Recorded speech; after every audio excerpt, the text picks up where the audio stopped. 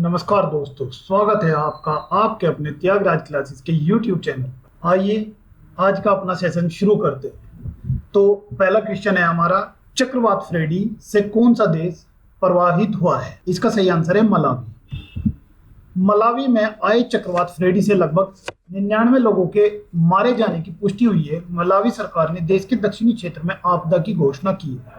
इस तूफान के कारण हुई तबाही ने सड़कों को जलमग्न कर दिया और बुरी तरह प्रभावित क्षेत्रों में ब्लैकआउट हो गया। अच्छा, मलावी जो देश है, इसकी जो राजधानी है वो ली लोंगवी है और मलावी की मुद्रा क्वाचा है। अफ्रीका महाद्वीप का एक देश है ये।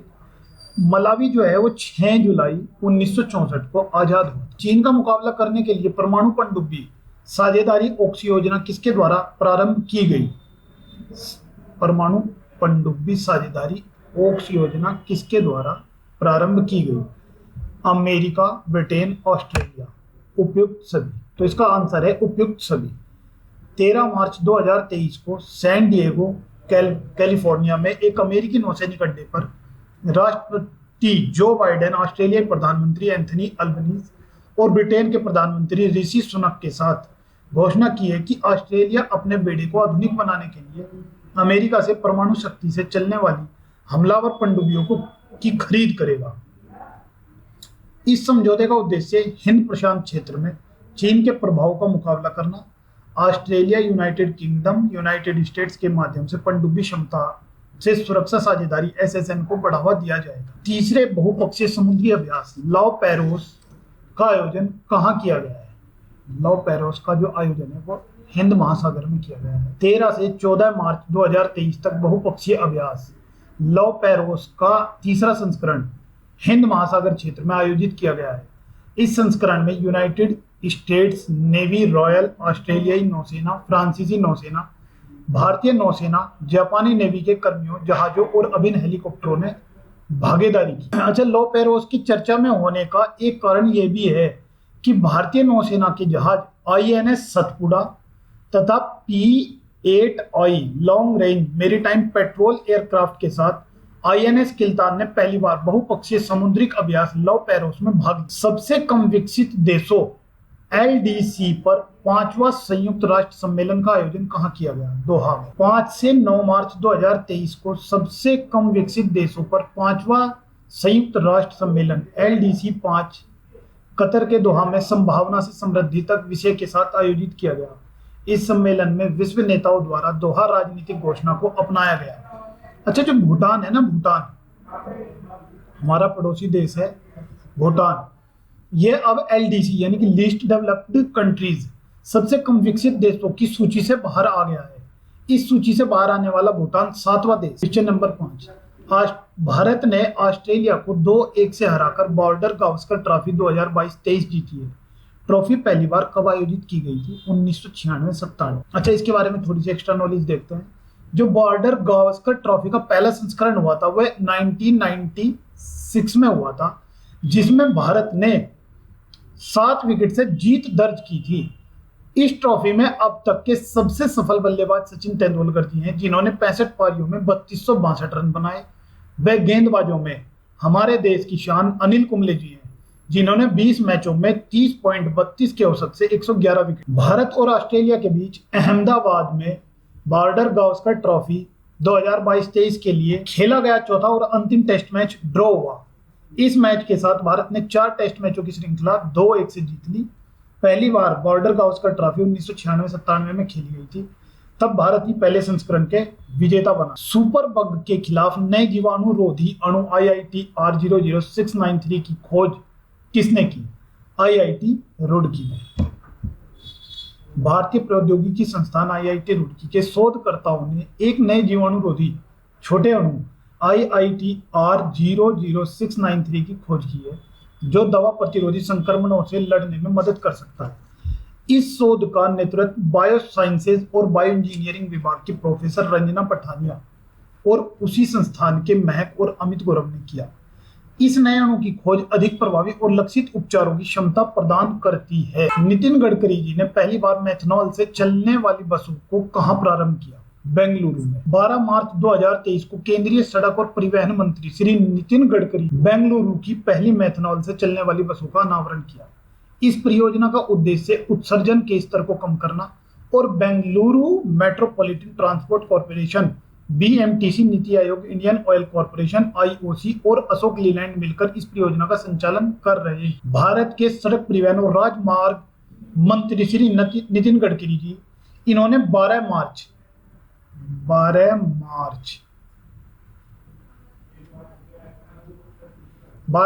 2023 को बेंगलुरु में पहली बार मेथनॉल से संचालित होने वाली बसों की शुरुआत। एशिया का सबसे बड़ा ट्यूलिप गार्डन कहाँ स्थित है? श्रीनगर में। 19 मार्च 2023 को एशिया का सबसे बड़ा ट्यूलिप गार्डन श्रीनगर में जनता के लिए खोल दिया गया। श्रीनगर में जबरवान पर्वत श्रृंखला की तलहटी में यह गार्डन 74 एकड़ यानी कि 74 एकड़ के क्षेत्र में फैला हुआ है और 5600 फीट की ऊंचाई पर स्थित है। जो ट्यूलिप गार्डन है, यह डल झील के किनारे पर स्थित है। विश्व के सबसे बड़े स्टॉक मार्केट एजुकेशन कॉनक्लेव की मेजबानी किस शहर ने की?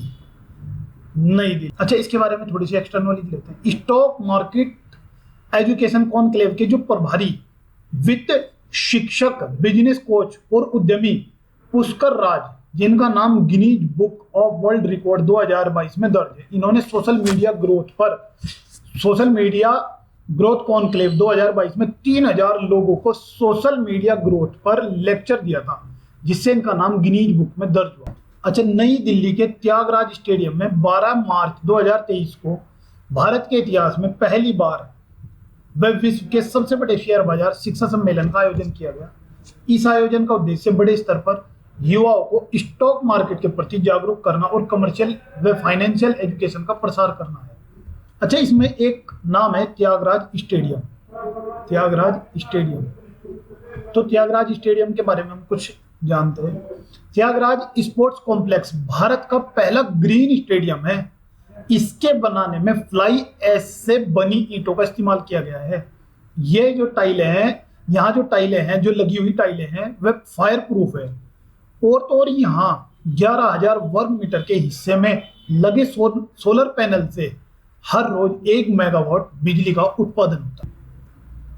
चौथे एशियाई खो खो चैंपियनशिप 2023 का आयोजन कहाँ किया गया है? आसाम में। चौथी एशियाई खो खो चैंपियनशिप में भारत की पुरुष व महिला टीम ने नेपाल की पुरुष व महिला टीम को हराकर खिताब अपने नाम कर लिया। अच्छा, खो खो टीम में जो पूरे खिलाड़ी होते हैं वे तो होते हैं 12, लेकिन जो एक समय में फील्ड पर खेलते हैं वो 9 खिलाड़ी एक साथ खेलते हैं। तो 20 से 23 मार्च 2023 तक पुरुष और महिलाओं के लिए चौथी एशियाई खो खो चैंपियनशिप आसाम में आयोजित की गई। भारतीय पुरुष और महिला टीमों ने तमलपुर के बक्सा जिले के बोडोलैंड टेरिटोरियल रीजन में हुए 4th यानी कि चौथे एशियाई खो खो चैंपियनशिप का खिताब जीता। सिप्री की रिपोर्ट के अनुसार वर्ष 2018-22 के दौरान भारत को सर्वाधिक हथियार निर्यात करने वाले देश कौन से हैं? इसका सही आंसर है रूस, फ्रांस, अमेरिका। वैश्विक संस्था Stockholm International Peace Research Institute SIPRI द्वारा जारी रिपोर्ट के अनुसार वर्ष 2018-22 के दौरान भारत को सर्वाधिक हथियार निर्यात करने वाले रूस, फ्रांस और अमेरिका है। भारत 2018-22 के बीच 5 वर्ष की अवधि के लिए विश्व का सबसे बड़ा हथियार आयातक बना रहा। हालांकि वर्ष 2013-17 और वर्ष 2018-22 के बीच इसके हथियारों के आयात में 11% की गिरावट आई। अच्छा, सिप्री की रिपोर्ट के अनुसार भारत हथियार खरीदने के मामले में सबसे अग्रणी देश है और अमेरिका सबसे बड़ा हथियार निर्यातक देश है, जो अकेला ही पूरे विश्व का 40% हथियार निर्यात करता है। और सिप्री की फुल फॉर्म है Stockholm International Peace Research Institute. CO2 को समुद्र के नीचे स्टोर करने के लिए ग्रीन सैंड परियोजना प्रारंभ करने वाला विश्व का पहला देश कौन सा है? डेनमार्क। डेनमार्क जो है वो यूरोपीय महाद्वीप में स्थित एक देश है और डेनमार्क की जो राजधानी है वो कोपेनहेगन है। डेनमार्क की मुद्रा डेनिश क्रोन है। डेनमार्क दुनिया में दूध और दूध से निर्मित वस्तुओं का सबसे बड़ा निर्यातक देश माना जाता है। डेनमार्क ने उत्तरी सागर के नीचे 1800 मीटर कार्बन डाइऑक्साइड को स्टोर करने के लिए एक परियोजना का उद्घाटन किया है। इसके तहत विदेशों से आयातित CO2 को दफनाने वाला विश्व का पहला देश बना। स्विस फर्म 1Q एयर के वैश्विक वायु गुणवत्ता सूचकांक में विश्व का सबसे प्रदूषित देश कौन सा है? चाड। इसका सही आंसर है चाड। स्विस कंपनी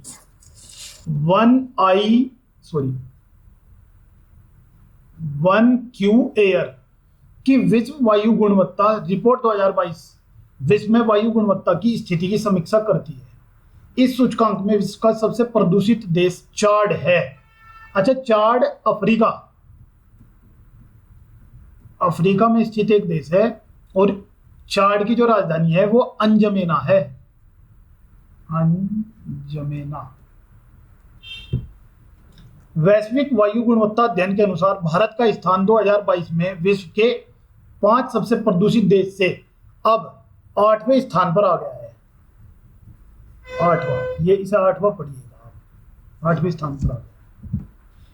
वन वेब के 40 इंटरनेट उपग्रहों को किस रॉकेट द्वारा लॉन्च किया गया है? Falcon 9 rocket. स्पेस एक्स ने वन वेब के लिए 40 अतिरिक्त इंटरनेट उपग्रहों के साथ cap Canaveral space force station से फाल्कन 9 रॉकेट से लॉन्च किया गया है।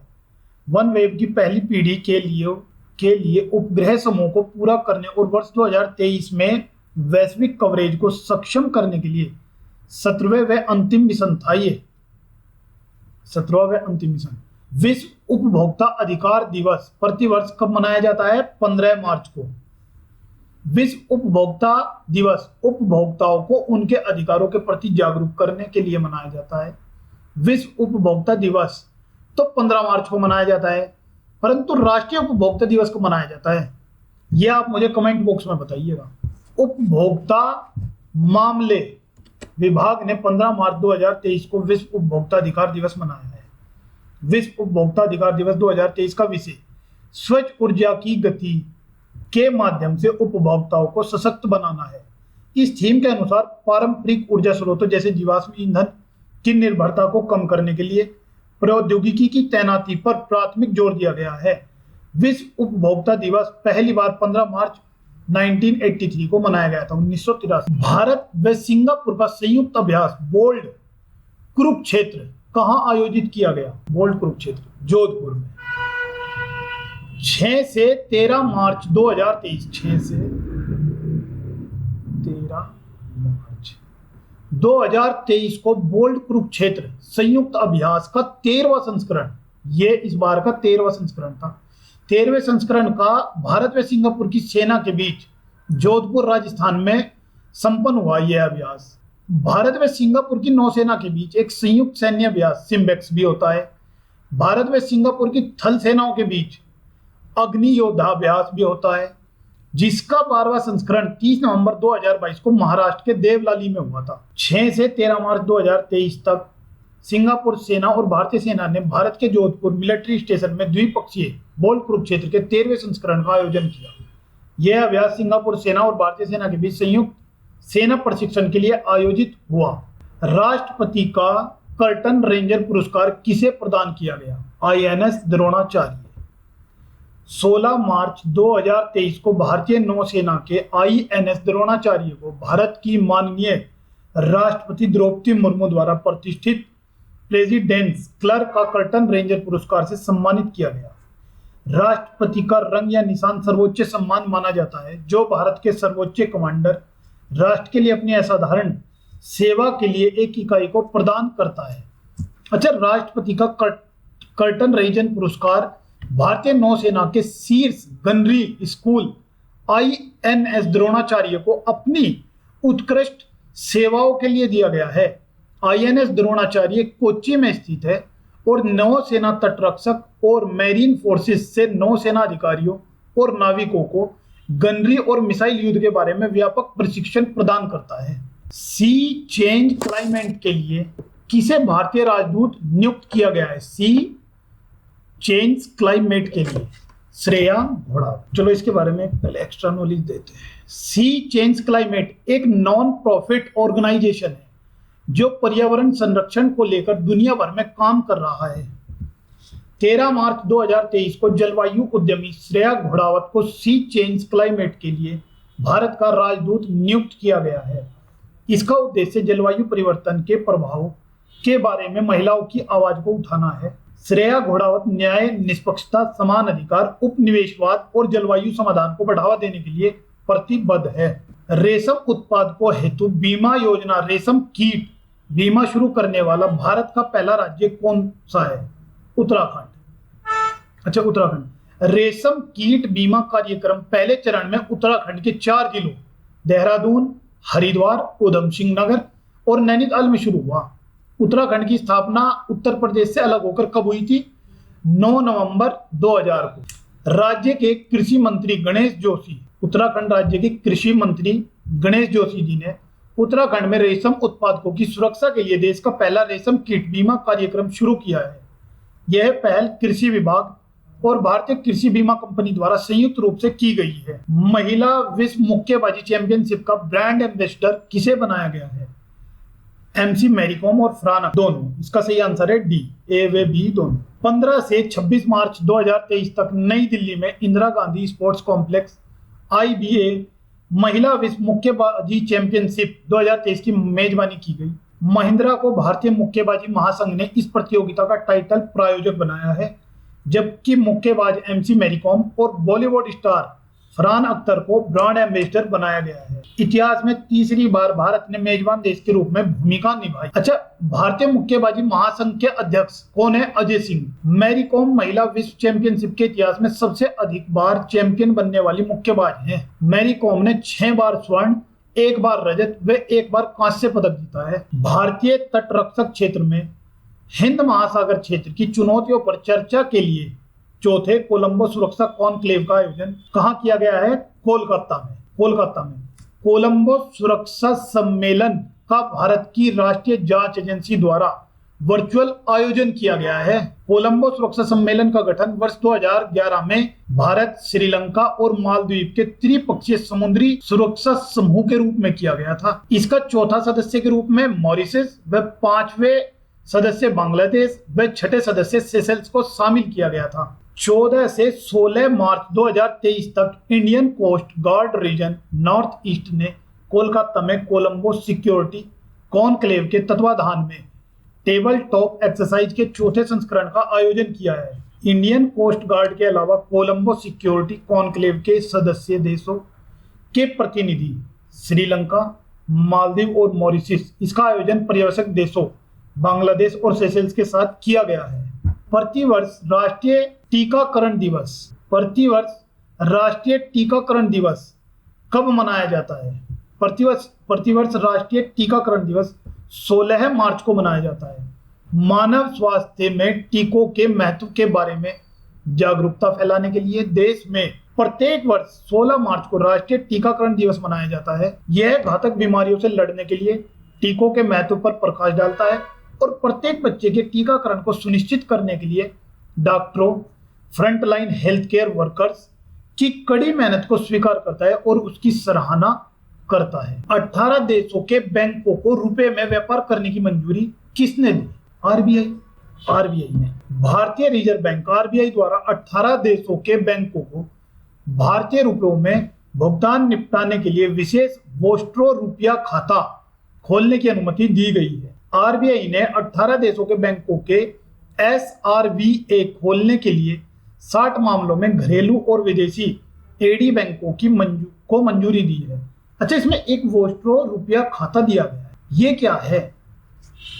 वोस्ट्रो खाता एक ऐसा खाता होता है जो देसी बैंक है ना हमारे देश के, वो विदेशी बैंकों के लिए अपने देश की मुद्रा रखते हैं।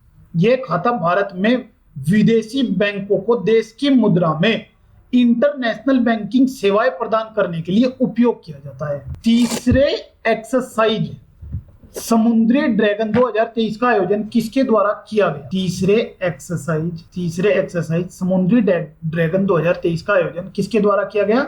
अमेरिका के। 15 से 30 मार्च 2023 तक भारतीय नौसेना और अमेरिकी नेवी द्वारा आयोजित बहुपार्श्व ASW अभ्यास के तीसरे संस्करण एक्सरसाइज सी ड्रैगन 23 में भागीदारी। इस अभ्यास का उद्देश्य मैत्रीपूर्ण नौसेनाओं के बीच उच्च स्तर के तालमेल और समन्वय को प्राप्त करना है, जो उनके साझा मूल्यों और एक खुले समावेशी इंडो पैसिफिक के प्रति प्रतिबद्धता पर आधारित है। अच्छा, सी ड्रैगन एक अमेरिकी नेतृत्व वाला बहुराष्ट्रीय अभ्यास है जिसकी शुरुआत 1992 में 1992 में हुई थी और इसके सदस्य देश भारत, अमेरिका, जापान, कनाडा और कोरिया है। सरस्वती सम्मान 2022 के लिए किसे चुना गया है? सरस्वती सम्मान 2022 के लिए शिव शंकरी जी को चुना गया है। तमिल लेखिका शिव शंकरी को उनकी पुस्तक सूर्यवंशम के लिए वर्ष 2022 के लिए सरस्वती सम्मान से सम्मानित किया गया है। यह तमिल भाषा में संस्मरणों की एक पुस्तक है और वर्ष 2019 में प्रकाशित हुई थी। शिव शंकरी का साहित्यिक जीवन 5 दशकों से अधिक का है। अच्छा, सबसे पहले सरस्वती सम्मान 1991 में दिया गया था और यह डॉक्टर हरिवंश राय बच्चन जी को दिया गया था। अच्छा, सरस्वती सम्मान पाने वाले पहले पुरुष तो हो गए डॉक्टर हरिवंश राय बच्चन जी, और प्रथम महिला कौन है? मलयालम कवित्री बालामणि अम्मा। और बालामणि अम्मा जी को यह सम्मान 1995 में उनके काव्य संग्रह निवेदिम के लिए दिया गया। सरस्वती सम्मान के बिड़ला फाउंडेशन द्वारा दिया जाता है। इसमें 15 लाख रुपए, एक प्रशस्ति पत्र व एक पट्टिका दी जाती है। औपचारिक रूप से मैकमोहन लाइन को किस देश ने मान्यता दी है? अमेरिका। अमेरिका ने औपचारिक रूप से मैकमोहन रेखा को भारत के अरुणाचल प्रदेश और चीन के बीच अंतरराष्ट्रीय सीमा के रूप में मान्यता दी है और पेंचिंग के इस दावे को खारिज कर दिया कि अरुणाचल प्रदेश चीन के क्षेत्र में आता है। 14 मार्च 2023 को पारित इस प्रस्ताव में अरुणाचल प्रदेश को भारत का अभिन्न अंग माना गया है और भारत की संप्रभुता और क्षेत्रीय अखंडता का भी समर्थन किया गया है। केंद्रीय कृषि और किसान कल्याण मंत्रालय द्वारा किस राज्य से न्यूनतम समर्थन मूल्य पर सरसों और चने के खरीद की घोषणा की गई है? राजस्थान। केंद्रीय कृषि और किसान कल्याण मंत्रालय ने राजस्थान में न्यूनतम समर्थन मूल्य पर सरसों और चना खरीदने का आदेश दिया है। यह खरीद शुरू होने से 90 दिनों तक चलेगी। चना खरीदने के लिए समर्थन मूल्य 5335 रुपए प्रति क्विंटल और सरसों के लिए 5450 रुपए प्रति क्विंटल निर्धारित किया गया है। भाषा मॉडल AI भाषा मॉडल की नई पीढ़ी GPT-4 की घोषणा किसने की है? Open AI। GPT-4 San Francisco स्थित ओपन AI के बड़े भाषा मॉडल की सबसे हालिया रिलीज, जो चैट GPT और नई बिंग जैसे लोकप्रिय ऐप की घोषणा की गई है। सैन फ्रांसिस्को स्थित अनुसंधान कंपनी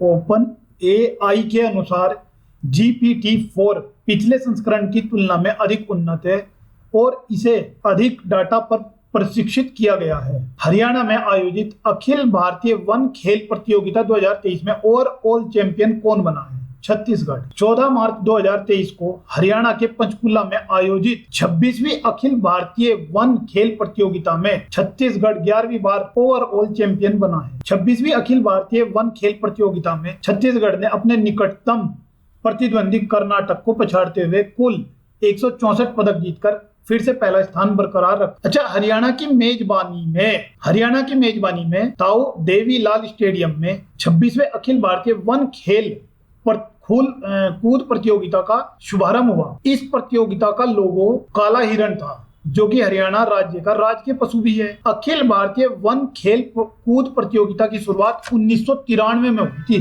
कब हुई थी? 1993 में।